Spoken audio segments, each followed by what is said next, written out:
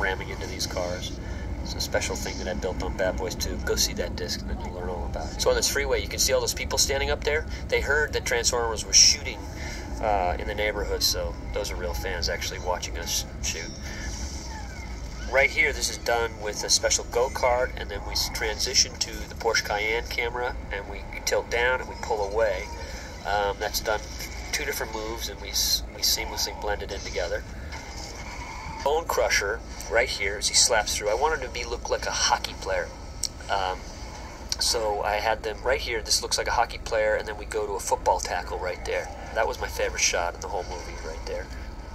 This freeway, I have the big Inluva crane, where we kind of block this doing plates and whatnot. What I realized in the animation is the animators are not fight choreographers, which fight choreographers have been working 20 years. They've been doing this. So they spent forever on this stuff right here that you're seeing right now, and they were never getting it right. So what we did is, once I got these plates, these shots, I actually used real fighters that had different abilities, different fighting skills, and I would videotape them by like a pole or whatnot. I would kind of imitate these angles, and we actually had humans kind of fighting this out at the same beat, at the same time as these plates. And it wasn't motion capture, but it was just, they were able to copy what these fighters were doing in the time they were doing it. So it became a very effective way for us to work. Little frenzy guy, he's just got this most amazing human voice that we were able to overlay some mechanical sounds over it. It's amazing that a human can actually talk like this, but it makes it quite funny. If you listen really closely, he's saying the word Tutankhamun. He keeps saying Tutankhamun. I don't know, it just became a funny thing. You can listen to it. Words Air Force Base, where they're actually going into real F-22s, unlike Die Hard, where they had to use fake F-22s, because, I don't know, they just don't have the juice.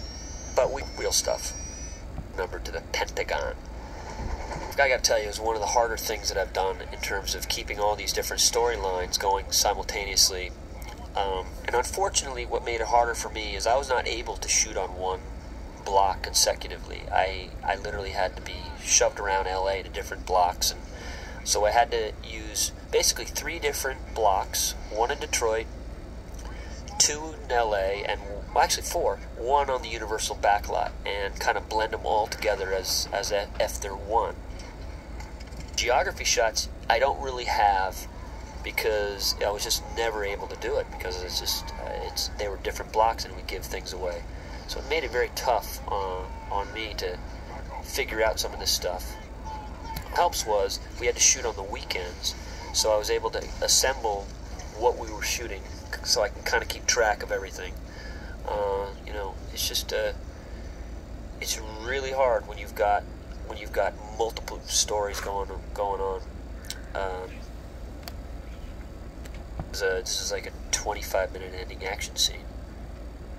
Favorite moments here. This was shot on the Universal backlot. This shot with the real truck. We kind of moved it on cue. Right there, we kind of shake it as I'm counting it out. Then Shia's coming in.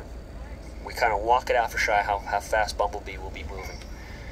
And it's just beautiful animation right here, and how he's straining right there. See that arm going down and the head shaking right here. I kept trying to say, is just, you know, you really get into the fine detail with these animators. That was Universal backlot right here, and then the shot with Josh in the close-up, that was downtown. So it's just remember exactly what piece you shot and then you need another place. Right there, Universal backlot. Kept having meetings on the Universal backlot. They kept hearing explosions. Now we come down to downtown, and now on the backlot, you see how you can go back and forth, and you really can't tell. And now we're downtown. My favorite shots right here. This is a whole new level. I wanted bots not to be what I call clunky, fat, effing robots. That was the lingo on the animator's desk.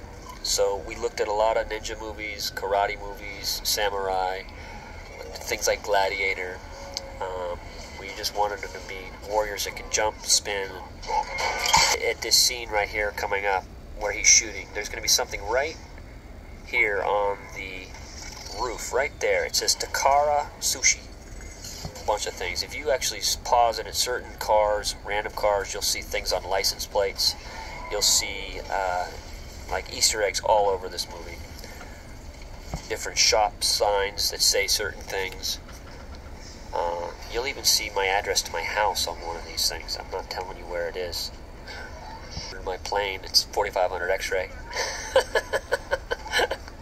We needed a tail number, so why not use mine? Dude, in movies, and that prop of the cube, it's kind of lame. It's just not what it should be. You can't catch everything because you got so many millions of parts moving on. You know, those Blackhawks that are flying through downtown, the only time in my life I've wanted a religious service to end quickly, because we were not allowed to fly them close to downtown while this religious service was going on, right where Shia is running towards. I was even thinking of offering them donations so that we can keep continuing shooting, but they didn't want to buy that. Watch this movie right here. When you see this, you're actually rooting for a truck. I mean, isn't that silly? But it works. It's digitally with the Porsche Cayenne coming around, kind of like that. Alright. End of a part.